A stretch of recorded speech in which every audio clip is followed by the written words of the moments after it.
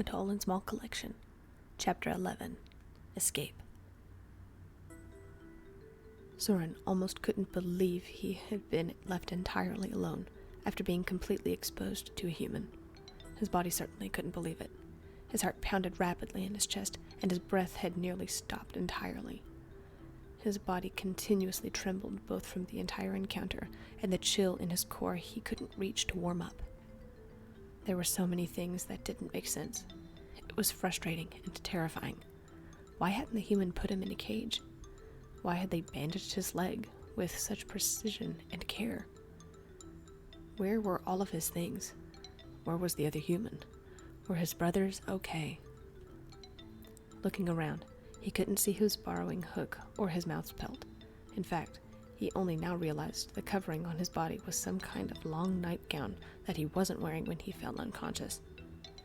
Did the human make this? That means... Soren shivered violently and shook away his thoughts as best as he could. He didn't want to think about the human touching him, and worse, dressing him. He focused on what he could do and see at the moment. It sent his head into a fit of pounding, and his leg throbbed in protest, but he threw off the blanket from his body and stood shakily. He was just shy of 4.5 inches, yet that wasn't enough to look over the edge of the box. I need to get up and over the edge. I can't see from here. Soren gritted his teeth, ignoring the pain in his leg, and hobbled over to the makeshift bed to try folding it in half. Fortune seemed to favor him once again. The folded fabric was just tall enough. He stepped carefully on the cushion, trying his best to ignore the screaming protests in his leg, and peered over the edge. He was on some kind of table beside the human's bed. There was a small lamp that looked like a pink rock, and medical supplies like a roll of bandages as tall as him, tape, and a few bottles of liquid he didn't recognize. The lamp was what caught his attention.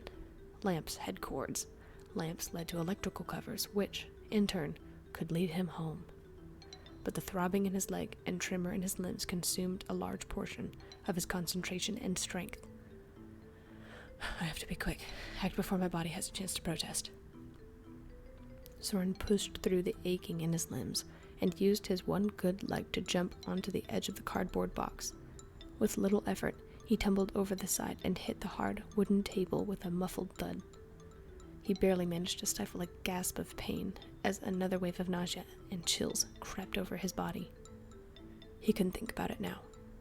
He had to get off of the table and onto the floor, but the throbbing in his leg told him he wouldn't get far without help. Soren glanced around for anything he could borrow to aid his walking. Sure enough, there were several broken-off pieces of thick wood.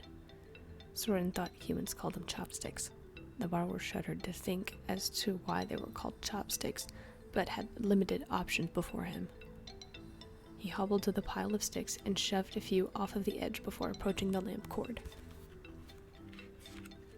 Unable to test its strength or his own, Soren chanced his life to the thick cable and his shaking limbs.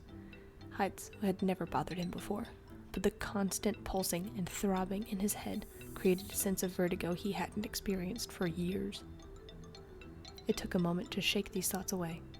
Now wasn't the time to get cold feet and back out of an escape attempt. Soren knelt onto one knee, other leg outstretched within the brace, as he laid against the cord before shoving himself off of the table.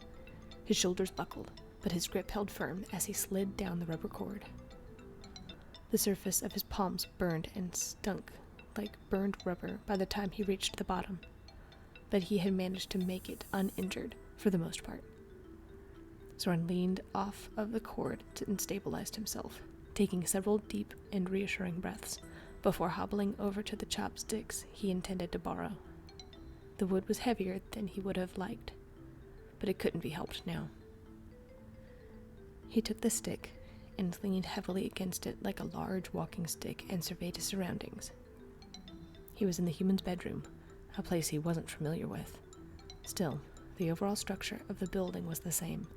If he was right, he only had to reach the outlet at the far side of the wall near the closet. It was going to be a long shot, but he had to try. Soren stayed close to the walls, catching his breath under the bed. He couldn't understand why his limbs were trembling so much. Had the encounter with the human really rattled him so much? Now wasn't the time to contemplate such things. He pressed on, each step leaving him limping severely. Pure adrenaline pushed him and kept the pain numb. Even though it was barely a minute, it seemed like hours passed, and, finally, he made it to the electrical cover next to the closet. Now, rather than fear, his heart pounded excitedly. Was he going to make it? Could he actually escape? His fingers began to twist the screw loose from the electrical cover. Come on, just a little longer. The screw was just beginning to tug loose when he heard it. A low, rhythmic rumbling, and it was getting louder, stronger, closer. No, not like this. Not like this. Soren's hands began shaking as he tried to tug the screw loose. The final threads clung to the edges when he heard the creak of the door and a few more thundering steps approached. The screw fell to the ground just as Soren heard someone nearby. He clenched his fists out of frustration and half collapsed, half shoved his shoulder into the wall to keep from falling over. His eyes, with minds of their own, dared to take a glimpse at the human. His eyes traveled across the hardwood floor until they finally traveled upward to the human's face. Those same pale blue-gray eyes locked onto his own hazel eyes. Soren was never a crier growing up, but even so, tears of frustration and pain began gathering in the corners of his eyes.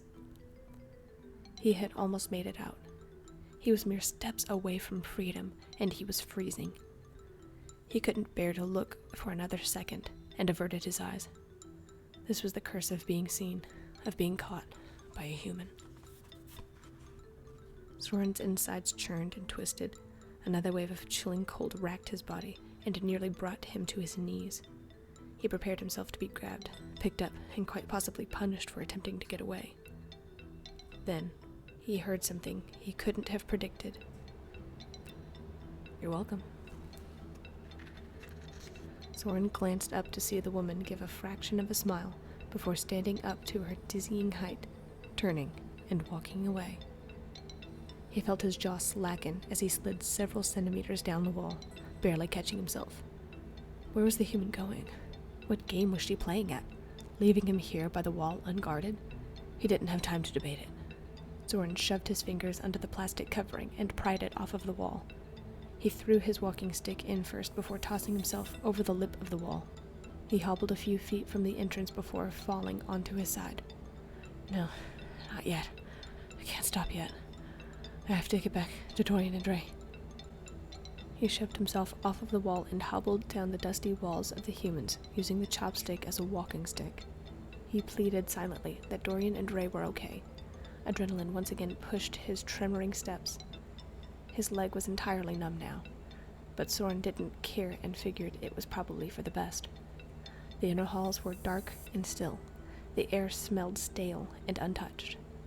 Even though this was a new area, it still connected to the other apartments.